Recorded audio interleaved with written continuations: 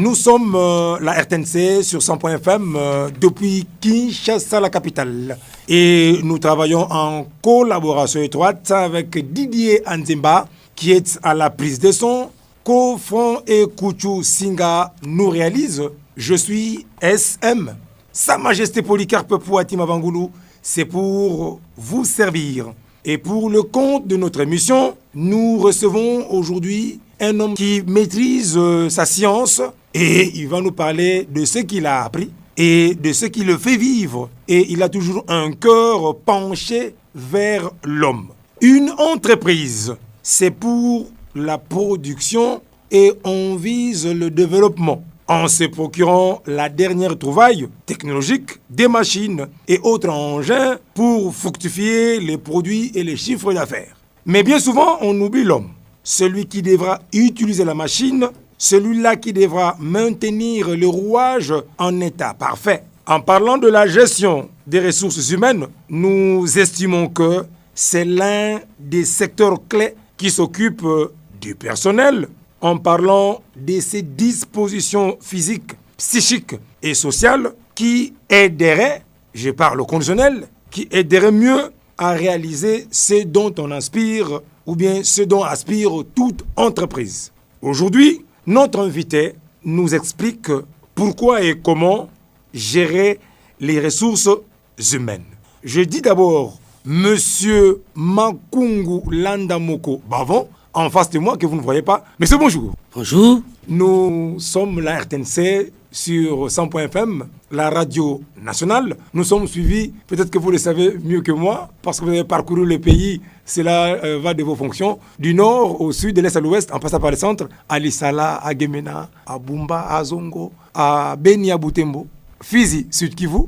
Je voudrais que vous puissiez parler de quelques territoires, quelques noms seulement des territoires. Les territoires du pays. Les territoires de notre pays. Tout à fait, tout à fait. Ah oui, mais Beni. Beni Butembo. Oui. Butembo. Oui. On nous suit. On nous suit, oui. Oui. Kasongolunda. Oui, oui. Kikwit, on nous suit. En oriental aussi. Tout à fait. On nous suit. Partout. Partout. Okay. Alors, salut à vous. Il vous a orienté. Je vous dirai pourquoi. Je lui ai laissé parler des territoires, provinces. Et j'aurais même foncé un peu plus en parlant de localité. Il est ferré parce que ce qu'il a comme fonction lui a permis de visiter le pays et il le connaît mieux. Nous recevons aujourd'hui pour vous, nous avons dit M. Makungu Landamoko Bavon. Il est expert en gestion des ressources humaines et de l'organisation. Un master en intervention sociale et économique en gestion des ressources humaines du Centre d'études de promotion des recherches en intervention socio-économique de l'Université pédagogique nationale, donc UPEN. Et là, nous dirons cours, c'est prise UPEN. Une licence en sciences du travail, d'une manière générale. Et toutes ces formations lui ont permis d'exercer et de servir dans nos forces armées congolaises. Colonel et directeur des ressources humaines au Comité international des sports militaires, CISM, CISM, 2011-2018. C'est un parcours chef des divisions en charge des ressources humaines au secrétariat général de la Défense. Il a exercé des fonctions de chef de division et planification à la direction des œuvres sociales militaires, chef de division en charge du personnel à la direction générale d'action sociale militaire, chef de division des invalides des guerres. Et vous aurez noté, il y a toujours un penchant vers l'homme parce que ressources humaines, affaires sociales, on dit action sociale, et il y a un secret. Je vous appelle mon colonel, ou j'ai dit carrément Monsieur Makungu Landamoko Bavon. Tout. Tout. Hein? Tout, alors tout. Voilà.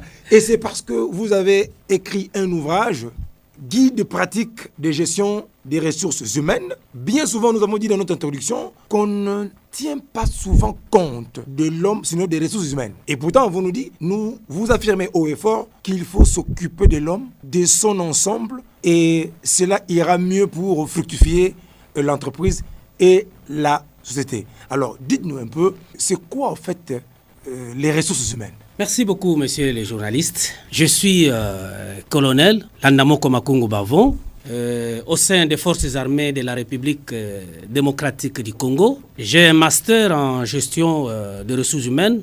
Actuellement, j'occupe la fonction de directeur des ressources au Comité international des sports militaires, CISM en sigle. Et quand vous me posez la question de savoir ce que c'est les ressources humaines, et c'est bien, les ressources humaines, parce qu'elle varie, elle est vaste. Lorsqu'on parle des ressources humaines, c'est vaste. Mais pour que les amis, les auditeurs qui nous suivent puissent comprendre ce que c'est les ressources humaines, moi je vais leur dire en 2 mots. Oui. En 2 mots, les ressources humaines, c'est la considération de l'homme en milieu professionnel, donc au travail. C'est ça. Ressources humaines, considération de l'homme au travail.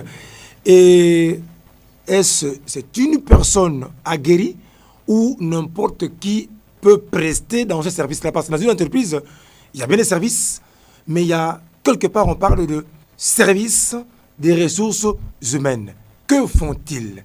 Le directeur chargé de ces services-là, quel est son rôle pour l'émancipation, le développement de l'entreprise? Lorsqu'on parle de ressources humaines, on voit d'abord l'homme. L'homme, pas n'importe quel homme, l'homme au travail. Lorsqu'on parle de ressources humaines, on voit l'homme dans l'entreprise, l'homme au service. C'est-à-dire, il y a un processus qu'il faut retenir. Quel est cet homme avant qu'il soit au service? Comment faut-il l'attirer pour qu'il arrive, qu'il reste au service? Lorsqu'il est déjà au service, quels sont les mécanismes de gestion? Comment faut-il les gérer? Qu'est-ce que le directeur de ressources humaines, qu'est-ce qu'il doit faire et comment le faire? C'est ça, il a une lourde responsabilité, le directeur de ressources humaines.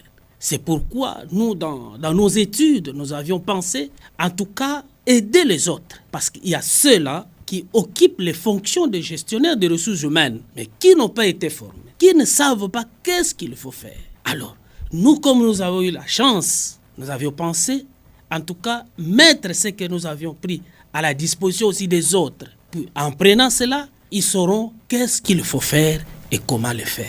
À quelle période peut-on situer la naissance effective des ressources humaines en RDC? Parce que déjà, nous voyons avec les prolétaires, nous sommes aux USA, États-Unis d'Amérique, sinon 15e siècle, 17e siècle, jusque-là, le travailleur était considéré, je vais dire, comme une bête de somme. Vache à lait, il travaille, il dépasse même les heures de travail et on le considère comme un moins que rien.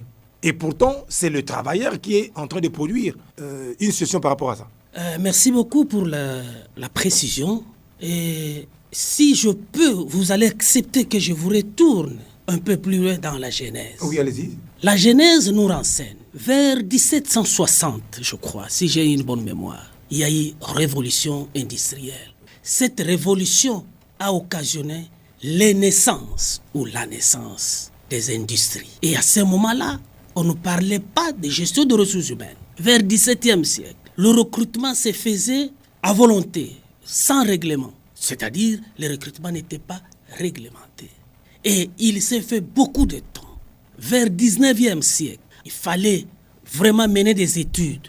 Je crois que vous connaissez l'histoire. Nous renseigne de Taylor, de Fayol, de Weber. Et ils ont émis le principe de management. Ce sont ces principes-là qui nous ont conduits.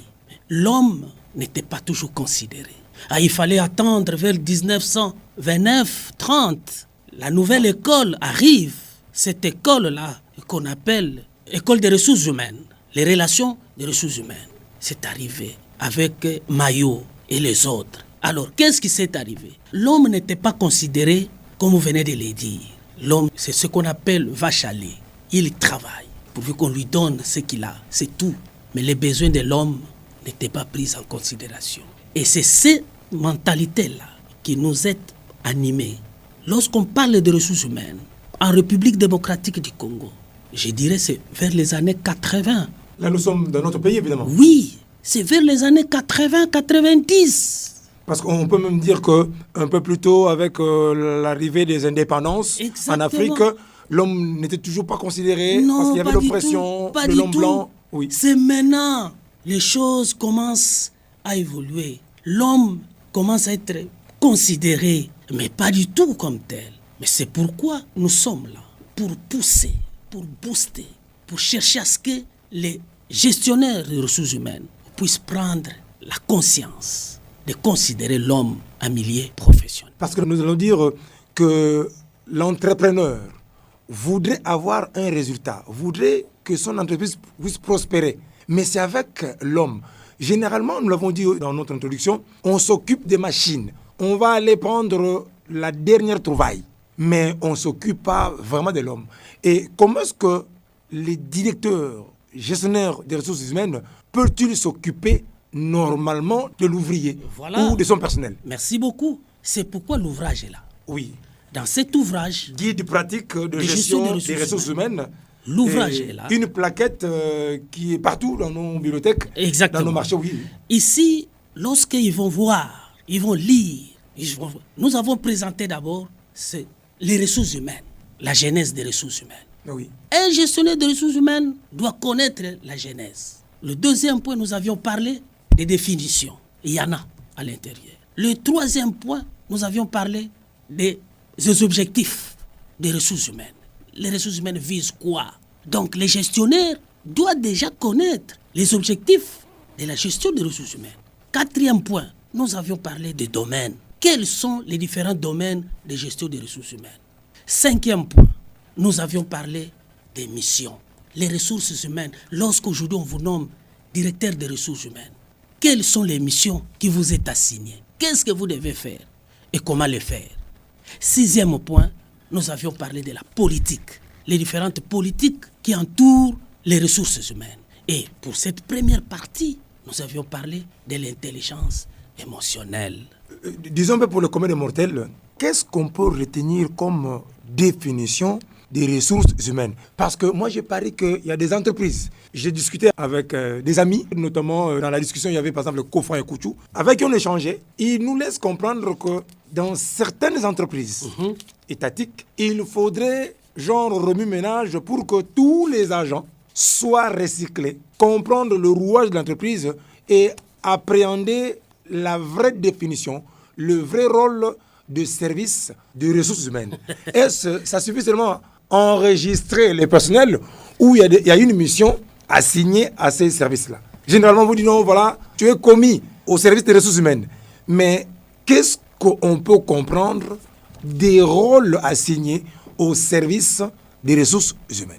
Lorsque vous avez la chance d'être nommé directeur des ressources humaines, c'est-à-dire il y a des missions précises. Lesquelles, mon colonel? C'est-à-dire les gestionnaires des ressources humaines ont des partenaires. Nous, dans le langage technique, nous disons il a des clients. Les premiers clients des gestionnaires des ressources humaines, c'est les salariés. Deuxième client, c'est le manager, c'est-à-dire les collaborateurs. Le troisième client, c'est le représentant des travailleurs. Nous parlons des syndicalistes aussi. Oui. Et le quatrième client, c'est la direction générale. C'est-à-dire tous ces gens-là attendent de vous, directeur des ressources humaines, un résultat. C'est quoi? Quel est le résultat pour les travailleurs? Pour les travailleurs attendent de vous ce qu'on appelle l'équité. Ça, c'est la première mission. Le travailleur attend ce qu'on appelle l'équité. Je ne sais pas si je me suis comprendre. Tout à fait, nous suivons. Le travailleur, non seulement l'équité, les travailleurs attendent de vous l'employabilité. Les travailleurs attendent de vous la reconnaissance. Les travailleurs attendent de vous l'éthique. Ça, c'est du côté des travailleurs. Et qu'attendent les collaborateurs? Mais les collaborateurs attendent de vous l'écoute, le partage de la fonction. Lorsque vous êtes nommé directeur des ressources humaines, vous ne pouvez pas rester au bureau. Mais vous êtes nommé pour les gens, non? Gérer les gens. Vous gérez les gens. Les gens sont où? Chacun à son poste, hein? Alors, chacun à son poste. Chacun à son poste. Dans une cabine. Mais vous avez la mission. Dans l'ouvrage. La mission d'aller voir ce qui s'est fait et comment ça s'est fait. Parce que lorsqu'on vous nomme directeur de ressources humaines, la première des choses, vous avez des objectifs. Et lorsque vous avez fixé les objectifs ensemble avec les travailleurs, mais il faut faire la ronde. Il faut aller vers les gens pour voir ce que vous avez fixé comme objectif. Ça se réalise comment? Parce que plus loin, vous serez obligé d'évaluer le travail. Mais il peut se fier à ses collaborateurs où il y a par exemple le chef de service, le chef de cellule, qui peuvent lui rendre compte de comment fonctionne, l'entreprise. Les directeurs, c'est le sommet. La direction des ressources humaines, c'est la direction mère. Donc, vous ne pouvez pas rester au bureau. Votre place n'est pas au bureau. Le directeur des ressources humaines, il est dans les gens. C'est pourquoi, permettez-moi de vous dire, un directeur des ressources humaines, ça c'est très important. Il doit avoir ces 4 qualités, c'est très important. Donc, un gestionnaire des ressources humaines, c'est un juriste. Parce qu'il doit avoir des notions de droit, droit du travail. Voilà. Le directeur des ressources humaines, c'est un administratif. Le directeur des ressources humaines, c'est un financier. Il est financier. C'est un psychologue. Et enfin, c'est un pédagogue. Pourquoi il est juriste? Parce que on dit l'administration, c'est l'interprétation des textes légaux et réglementaires. Le code du travail, vous comprenez? Le contrat de Alors, du les travail. gens que vous gérez, ne croyez pas qu'ils ne sont pas intelligents. L'homme, c'est l'élément le plus difficile à gérer. Il réfléchit comme vous. Donc, il faut bien interpréter les textes. Si vous interprétez très mal, mais il peut vous traîner en justice. Mais pourquoi financier? Mais le directeur de ressources humaines, c'est lui le patron. Il doit avoir la maîtrise de ce qu'on appelle la politique de rémunération. C'est lui qui calcule les heures supplémentaires. C'est lui qui interprète le bulletin de paye. Avec tout ce qu'il y a dedans, avantages, voilà. Allocation familiale. C'est lui qui fait tout ça. Ce n'est pas la direction financière. Lui, lorsqu'il a terminé, il transfère les éléments, les dossiers à la direction des payes. Mais celui qui fait le travail, c'est le directeur des ressources humaines. Mais il doit être psychologue.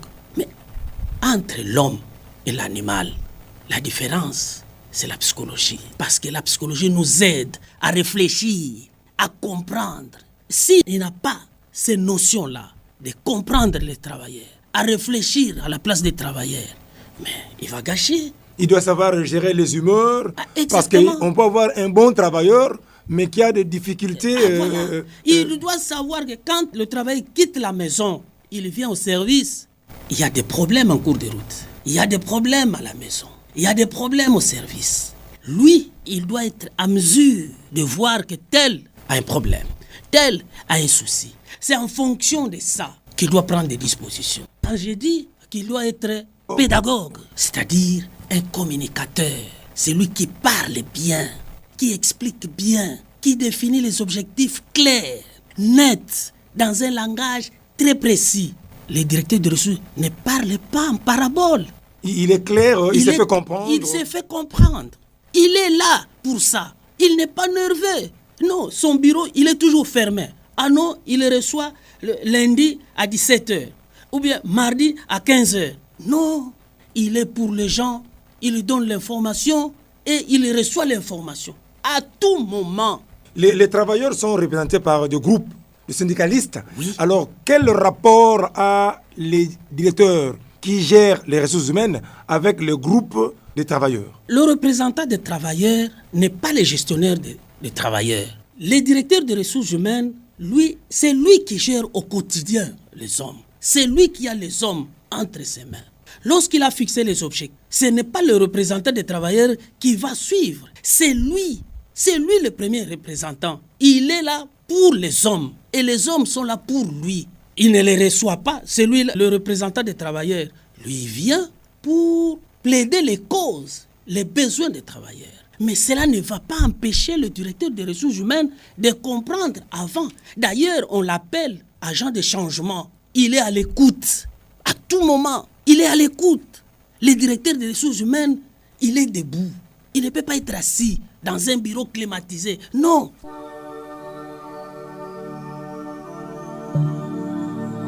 L'Éternel Dieu, après avoir tout créé, prit l'homme et le plaça dans le jardin d'Éden pour qu'il le cultivât et le gardât. Travailler est donc un devoir sacré, une obligation divine.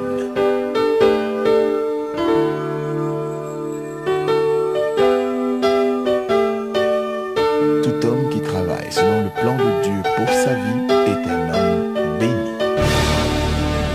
Ce par quoi t'as la liberté, ce par quoi tu seras béni, car la main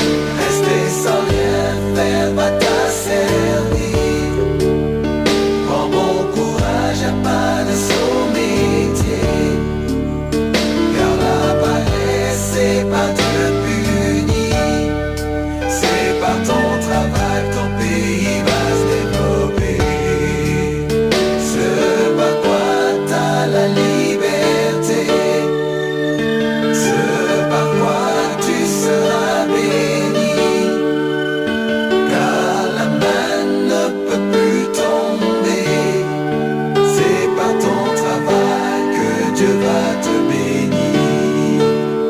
Rester sans rien faire va t'asservir. Prends bon courage à pas de son métier, car la paresse c'est pas Dieu puni. C'est par ton travail que ton pays va se développer. Nous voulons bien dire aux auditeurs qu'ils sont bel et bien sur la RTNC, la chaîne nationale, et c'est pour vous que nous évoluons avec M. Makungu Landamoko Bavon, qui est au fait expert en gestion des ressources humaines et de l'organisation. Il est en même temps colonel d'une force armée, et si on peut faire un bond, nous sommes dans l'armée. Je veux dire que ce sont des activités dures où il règne une discipline. C'est parce que dans la diffusion, on dit la discipline est la mère des armées. Un homme qui a toujours l'arme, un homme qui est toujours au front, un homme qui gère la population, qui garde la population. Et c'est bien un travail dur. Comment est-ce qu'on peut le détendre? Comment est-ce qu'on peut lui permettre de s'amuser, s'il faut parler ainsi? Est-ce toujours avec les ressources humaines?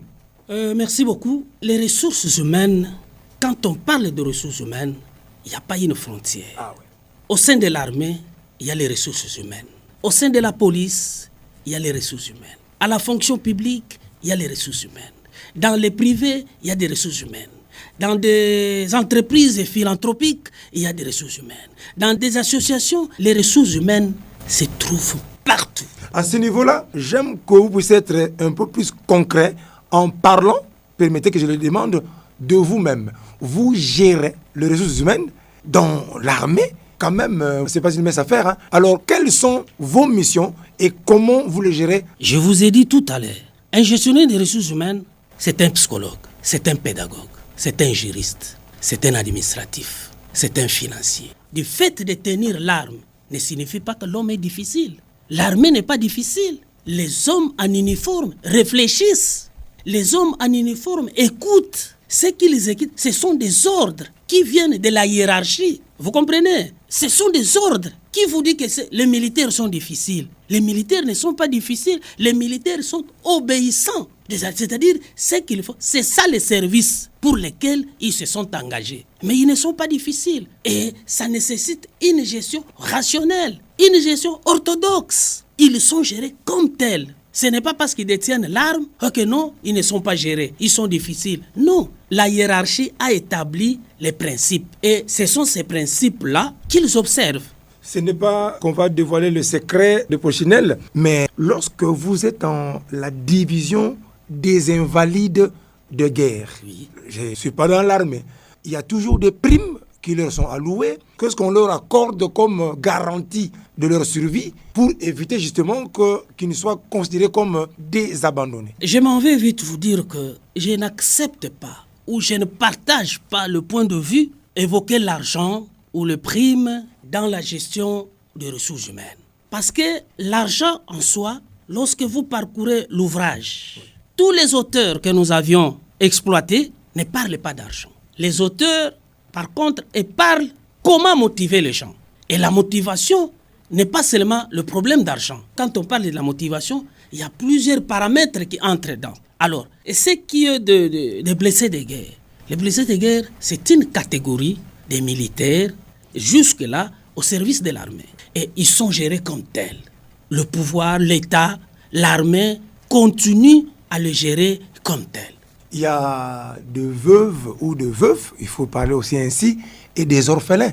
Nous parlons non seulement de l'armée, parce que nous parlons d'une manière générale, mais dans certains services, l'homme a travaillé, nous l'avons appelé vache à lait, parce qu'il produisait, il était fort. Mais maintenant qu'il ne sait plus produire, il n'est plus considéré. C'est vrai qu'on va dire l'homme mangera à la sueur de son front. Nous épinglons le travail parce que nous disons c'est pour fructifier le chiffre d'affaires. Mais lorsque la personne ne sait plus rendre service, doit-on l'oublier ou on peut lui trouver des services connexes qui peuvent l'aider à s'émanciper, à se retrouver? Je veux aussi évoquer par exemple la distraction, la détente. Un terrain de foot, de basketball, il y a par exemple les équipes de tennis et ainsi de suite. Est-ce qu'on peut penser à ces infrastructures pour alléger ou distraire quelque part le travailleur? C'est la mission des directeurs de ressources humaines. C'est la mission. Les directeurs de ressources humaines, est là pour ça. C'est-à-dire, si on parle que non, ils ont travaillé et ils sont abandonnés parce que la direction des ressources humaines n'a pas fait son travail. Parmi les missions que doit réaliser un gestionnaire de ressources, c'est ça. C'est-à-dire que du recrutement, développement, jusqu'à la fin, l'homme doit être cadré, recadré. L'homme doit être vraiment bien soigné, doit être bien considéré. Parce que lorsqu'il a déjà été bien soigné et qu'il arrive à terme, est-ce qu'il aura encore des problèmes? Il y a des problèmes parce que dès le départ, les gens ne sont pas gérés. Vous comprenez? Dans les entreprises, là, le directeur de ressources humaines ne fait pas bien son travail. C'est lui qui doit montrer comment on doit gérer les hommes. Lorsque vous aviez atteint 65 ans d'âge et que vous êtes parti en retraite, parce que la gestion était rationnelle pour vous, la gestion était correcte pour vous, c'est-à-dire il y a une place. La retraite n'est pas une sanction. La retraite doit être honorable. C'est-à-dire quand quelqu'un, il doit être fier. Quand il vous dit, je suis retraité, c'est-à-dire tout est à l'aise maintenant pour lui. Lorsque la gestion du début à la fin était rationnelle. C'est pourquoi j'exhorte aux gens de se procurer de cet ouvrage pour lire, comprendre désormais qu'est-ce qu'il faut faire et comment le faire pour que les ressources humaines soient bien gérées. Dans certains cas, nous avons des travailleurs que nous recrutons sans un contrat de travail. Alors, c'est à l'avantage de l'employeur et c'est au détriment de celui qui vient travailler. Parce qu'on lui cacherait certaines choses et certains avantages, ce qui, au fait, lorsqu'il les découvre, il s'énerve ou sinon, il n'a plus la vision de l'employeur et c'est très dangereux pour les ressources humaines. Ces directeurs-là ne sont pas des directeurs de ressources humaines. Un directeur de ressources humaines, c'est celui qui respecte scrupuleusement les principes. Et ces principes sont dans l'ouvrage. Guide pratique de gestion des ressources humaines. Lorsqu'ils vont lire le premier chapitre qui parle de la planification des ressources humaines, les ressources humaines doivent être planifiées. C'est d'une manière trimestrielle Non. Annuelle. C'est-à-dire qu'avant de recruter, il y a des étapes qu'il faut observer. Les 5 étapes de la planification. Dans toutes les entreprises, privées, étatiques, para-étatiques, un directeur de ressources humaines doit planifier. Il ne peut pas faire le recrutement comme ça. Non. Le recrutement, c'est parce qu'il y a un besoin dans des services ou c'est parce qu'on voudrait bien compléter un nombre par rapport... Ce n'est pas parce qu'on vous nomme aujourd'hui directeur des ressources humaines, tu prends le téléphone, tu as ton frère que tu as laissé à Mbatamayangi là-bas. Venez mon cher, moi je suis devenu directeur des ressources humaines, je vais vous prendre au service. Non, il y a les 5 étapes. La première étape. Une planification pour le recrutement. Oui, avant d'arriver au recrutement, vous devez faire ce qu'on appelle la réflexion stratégique. Deuxièmement, la prévision des besoins en ressources humaines. Troisième étape, la prévision des disponibilités en ressources humaines. Quatrième étape, vous faites l'analyse des écarts. Et cinquième étape, la planification des actions à mener. Celui qui est un gestionnaire de ressources humaines, il sait de quoi je parle. C'est pourquoi on ne peut pas mettre n'importe qui directeur des ressources humaines.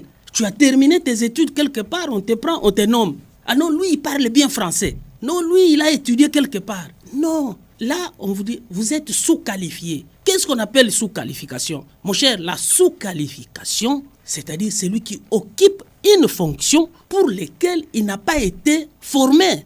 Permettez-moi, vous êtes journaliste, vous avez terminé chez vous, vous avez votre qualification comme journaliste. On vous prend, on vous dit non, vous êtes gestionnaire des charrois à la RTNC. Il n'y a pas mariage par rapport à votre formation. Vous êtes sous-qualifié dans ces domaines-là. Vous êtes sous-qualifié. Comme lui, il est journaliste, on l'amène, il est gestionnaire des ressources humaines. Vous êtes sous-qualifié. C'est comme ça que nous demandons que les gestionnaires de ressources humaines puissent s'en procurer, puissent avoir cet ouvrage qui va leur édifier. Il est dit en latin, qui bene amat, bene castigat, qui aime bien, châtie bien. Oui. Que pensez-vous des mesures disciplinaires que proposent les ressources humaines?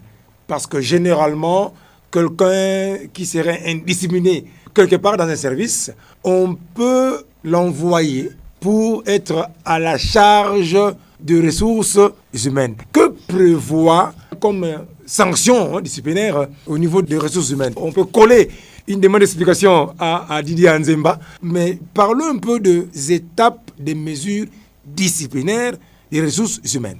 Lorsqu'on transfère votre dossier à la direction des ressources humaines, on ne vous envoie pas à l'enfer. Pourquoi on vous envoie là-bas? C'est parce que c'est là où on comprend les hommes. C'est-à-dire, pour sanctionner quelqu'un, le directeur des ressources humaines doit connaître, nous appelons ça barème des sanctions. Ce n'est pas parce qu'aujourd'hui, tu as commis une infraction, directement licenciement. Non, il faut consulter ce qu'on appelle le barème des sanctions. Aller avec la demande d'explication. Demander à quelqu'un pourquoi tu es arrivé à faire ça. Il est humain. Tout homme est faillible. Il s'explique. Commencez même par verbal. Ce n'est pas que toute demande d'explication doit être par écrit. Non, verbal. Qu'est-ce qui est arrivé? Et pourquoi ça? La personne va se justifier. Vous êtes le premier conseiller. Ah, j'ai compris. Dorénavant, ne faites plus ça. Il est humain. S'il y a récidive, là, vous pouvez mettre par écrit. Vous prenez, vous classez dans ce dossier. L'homme doit être conscient de ce qu'il fait. Lorsque la sanction tombe, qu'il ne dise pas que non, ils l'ont fait sciemment. Non. Il sait lui-même que réellement je suis fautif. Jusqu'à ce qu'il va arriver à l'expulsion, licenciement. Ce n'est pas qu'aujourd'hui même, non, lui, celui-là, il part. Non. Vous n'êtes pas un bon gestionnaire. Biso bana mike, tosangani lelo, tolobi te etika tobongisa. Tolukalisanga bayaya na biso bakolo, bato a conseil oye. Population ya Congo, jeunesse nationale, basengi lelo po babongisa. Kobongisa Congo ezali nguya ya population, bakonzi bayoka na matoi.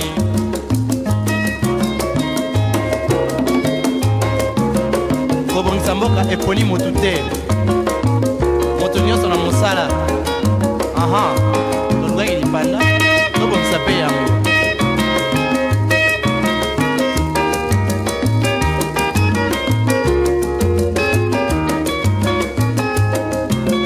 biso bana mike tosangani lelo tolobi te etika tobongisa tolukalisanga bayaya na biso bakolo bato a conseil oye. Population ya Congo, jeunesse nationale, basengi lelo po babongisa. Kobongisa Congo ezali nguya ya population, bakonzi bayoka na matoi. Bato a Congo oye, bato a Congo oye, bato a Congo oye, mwana Congo, bato a Congo oye, yoka lelo, bato a Congo oye, mwana parlementaire, bato a Congo oye, Dino Masson, bato a Congo oye, Kalaka na biro, bato a Congo oye, Bongisa mboka o, bato a Congo oye, Dino commerçant, bato a Congo oye, ba musicien, bato a Congo oye, Vinilo Banyo, bato a Congo oye, Tena primaire, bato a Congo oye. Yeba.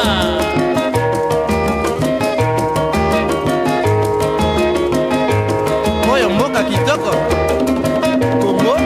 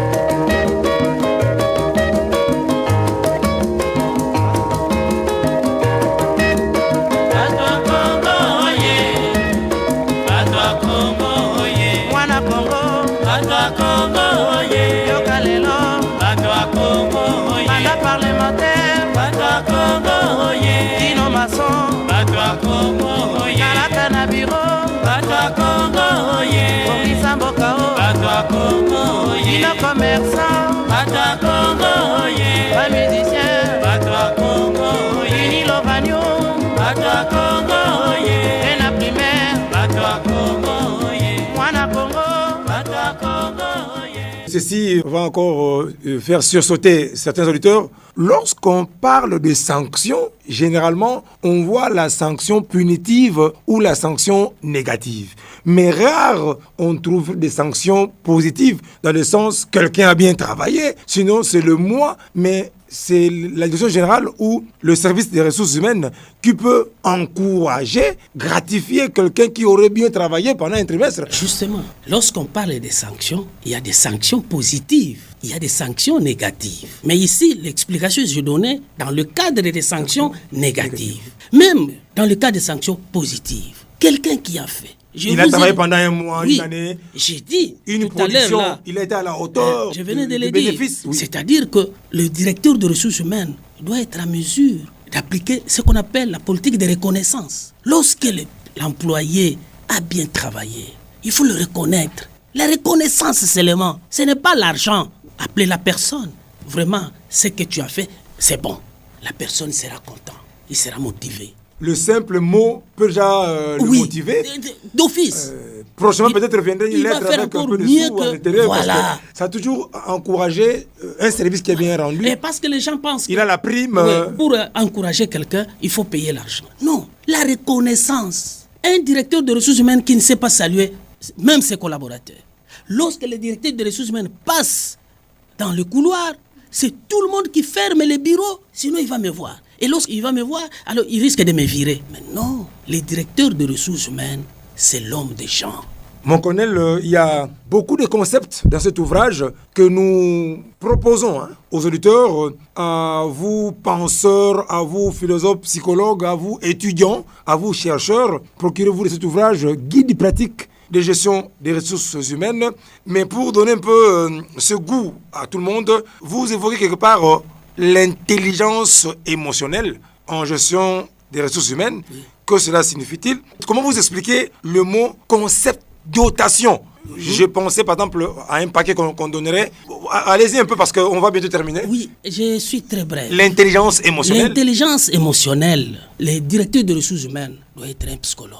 Un psychologue. L'intelligence émotionnelle a été définie par un grand psychologue, Daniel Goleman, qui dit c'est la capacité de quelqu'un de maîtriser ses émotions et les émotions des autres.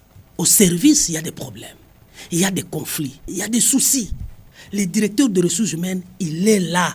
C'est lui l'amortisseur des problèmes. C'est lui qui fait que, en tout cas, la société tourne. Il doit savoir maîtriser les gens.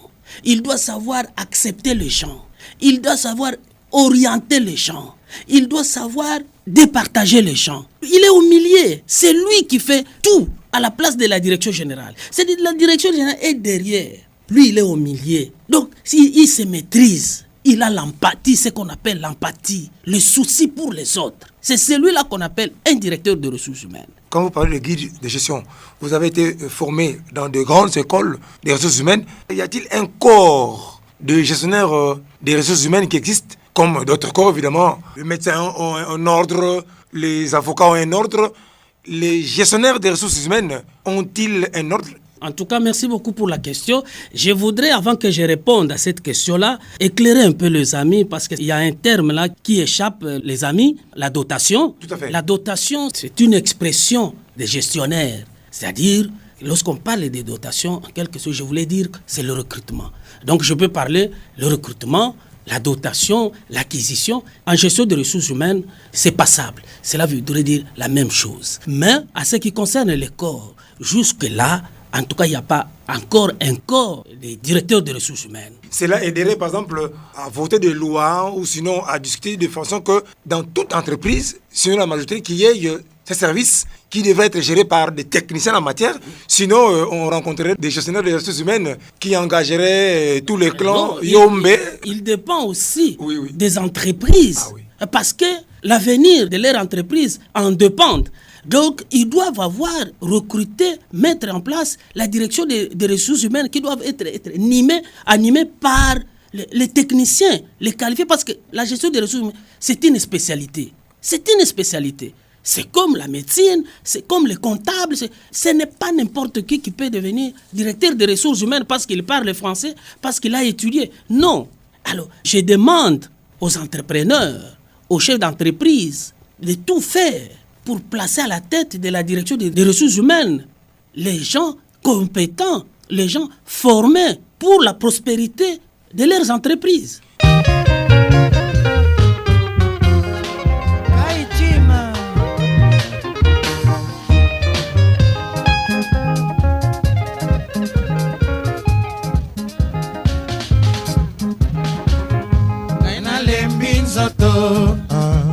Ngana bwaki la vie na mai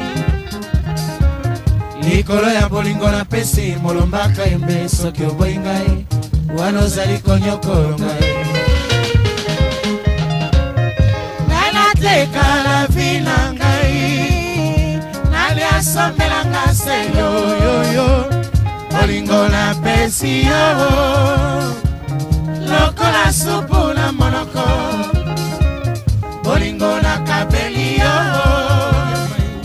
eleki bomba na sukali nana lembi nzoto aselo okai mabanzo selo mobali nanga kitoko abimala sanza baleko ola kokufa selo nana lembi nzoto aselo okai mabanzo selo mobali nanga kitoko abimana sanza baleko ora kokufa selo mama alodo mol kana teka la vina ngai nani asambelanga selo bolingo na pesi yo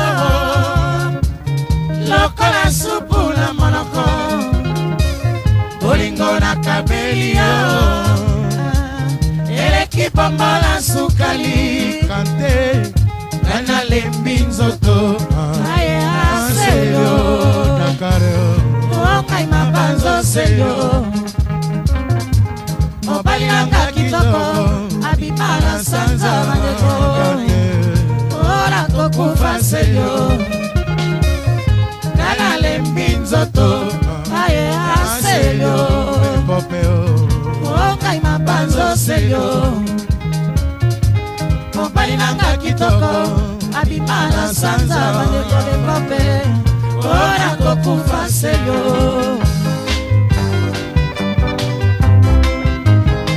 Sotraka Yadya kese Moyete Moyete Moyete Moyete Moyeni ni nasala Nabosa na hayo Natuni motema na ngayo Alobi impossible Natuni motema na ngayo kante Alobi impossible Tango ezali okanisanga Wana nakobika selio Nalukia bipai biso papa Omala niteo selio Nalukia nateleka itima Omala niteo selio Nalukia unalangana lomeo Omala niteo nyakeseo Nzela nini ngai nalala Ata nzela tonga na kokota Nzela nini ngai nalala Ata nzela tonga na kokota Lole mweleki Bikofi na makasi Oh di selio selio Lobali yaka malimo nanga Sala makabika Lobali yaka anzotu nanga Sala makosekwa Mulumba kaimbe moyaka Namona yoli susu Mulumba kaimbe ozonga Namona yoli susu Mulumba kaimbe moyambie Namona yoli susu Moyete Moyete Moyete Moyete Moyete Boogie Maggie Moyete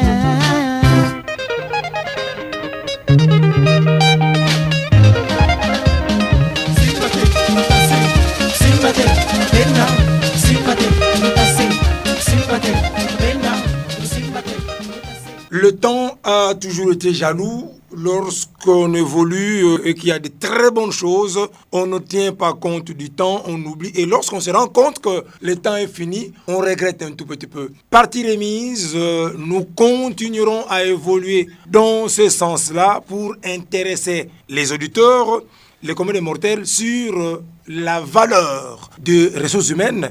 Et aujourd'hui, nous avons reçu pour vous, il va y avoir un mot pour terminer. Nous disons Monsieur Makungu Landamoko Bavon, expert en gestion des ressources humaines et de l'organisation. Il a un master, ne vous en faites pas, porte des titres qui l'aident à évoluer normalement et il tient aujourd'hui les ressources humaines au sein de l'armée. Oui, au sein du Comité international des sports militaires. Tout à fait. Au Comité international des sports militaires. Voilà. Donc, nous avons un expert et il vit les ressources humaines chaque jour. Vous allez placer un mot pour terminer, mais déjà, les contacts, pouvons-nous dire qu'on peut vous avoir au 084 43 615. 084 43 615. Voilà. Sinon, 081 985 03 04. 081 985 03 04. C'est à ces numéros-là, on va le rappeler, que vous pourrez donc entrer en contact avec l'auteur de l'ouvrage, guide de pratique de gestion des ressources humaines, à vous étudiants, à vous chercheurs. C'est important, à vous qui gérez les entreprises. La science, sinon le savoir, on l'a chaque jour.